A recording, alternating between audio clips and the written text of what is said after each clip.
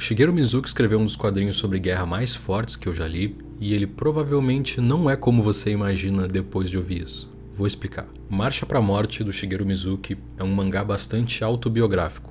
O próprio Mizuki foi convocado durante a Segunda Guerra Mundial para servir pelo Japão, na ilha de Papua Nova Guiné. Lá ele vivenciou muitos dos eventos que são representados em Marcha pra Morte, inclusive o evento que dá nome ao mangá. A ordem para que vários soldados cumpram uma missão que consiste em não voltar vivo, realizar uma morte nobre em nome do Império. O ato de voltar vivo por qualquer motivo que fosse seria visto pelos superiores como uma vergonha, não só para eles, como para todo o exército japonês. Apesar de as ações dos soldados terem essas implicações enormes, nesse mangá nem eles nem a gente consegue ter uma visão mais ampla sobre a situação da guerra, sobre em que sentido eles estão se movendo e se qualquer das coisas que eles fazem tem alguma importância. Também não se discute a guerra de forma moral em relação ao papel de cada país. A atuação do Império Japonês no Oriente durante o século passado foi análoga à atuação da Alemanha em relação à Europa, mas a gente vê a história da perspectiva desses homens comuns, de uma perspectiva em que qualquer narrativa maior parece incompreensível,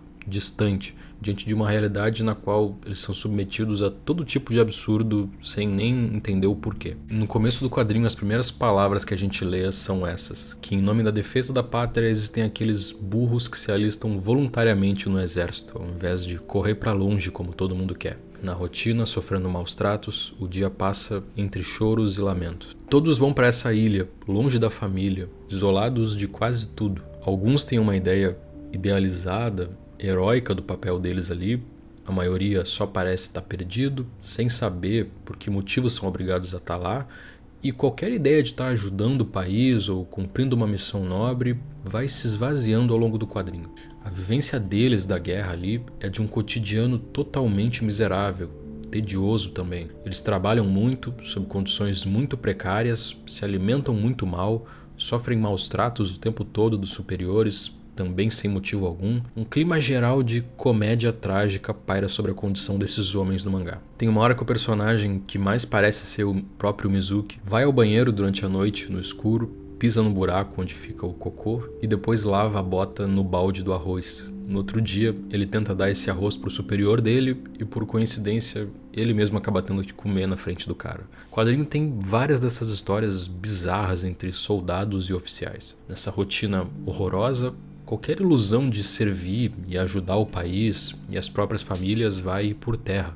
Em determinado momento, chega neles até a informação de que o Japão está sendo atacado enquanto eles estão lá, fazendo o papel deles parecer ter ainda menos sentido. Nesse sentido que se frustra a expectativa daqueles soldados, assim como a do leitor, em relação ao que vai ser presenciado ali. Todos eles imaginavam, por exemplo, a possibilidade de morrer em combate. E alguns nutriam até alguma fantasia com esse momento. Na realidade, a morte, para grande parte deles, não vem sequer na mão de um soldado americano. A maioria não vai chegar nem perto de ter um fim, entre aspas, útil, como imaginava. Vão ficar doentes com malária, dengue, sofrer fogo amigo por acidente, cair na água e ser mordido por um jacaré. Um homem pesca um peixe por desespero, na hora da fome, bota ele na boca e não consegue tirar, crava os dentes entre as escamas e acaba sufocado com aquilo na boca.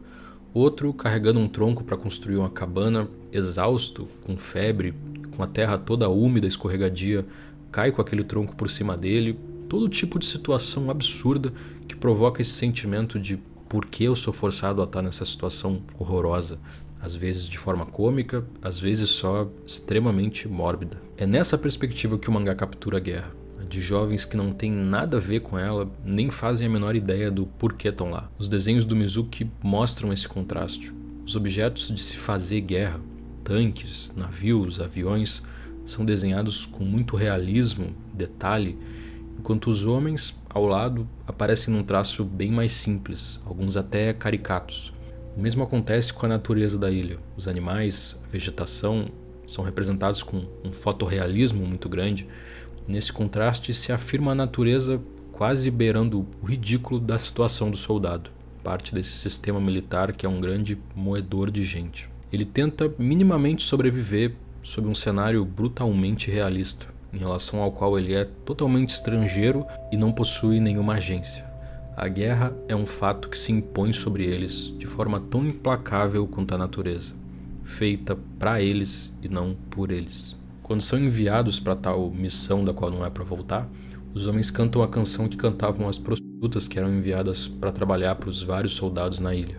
A música é sobre a condição de exploração do corpo, da saudade de casa, sobre o motivo de fazer aquilo para ajudar a família, condição com a qual todos os soldados passam a se identificar. Como um detalhe ainda mais cômico e trágico da situação, 80 homens sobrevivem à missão, e no que a informação chega nos superiores, eles são tratados como traidores, e é dada a ordem para que partam de novo, dessa vez cumprindo definitivamente o objetivo de não voltar vivo. Enquanto um deles perde a consciência, ele reflete como todo mundo foi se sentindo enquanto morria. Sem ninguém olhando, ninguém para ver ou para lembrar, simplesmente sumindo, esquecido. Ironicamente, na morte, os personagens são também representados com muito realismo, como se aqueles personagens vivos fossem a anomalia naquele lugar.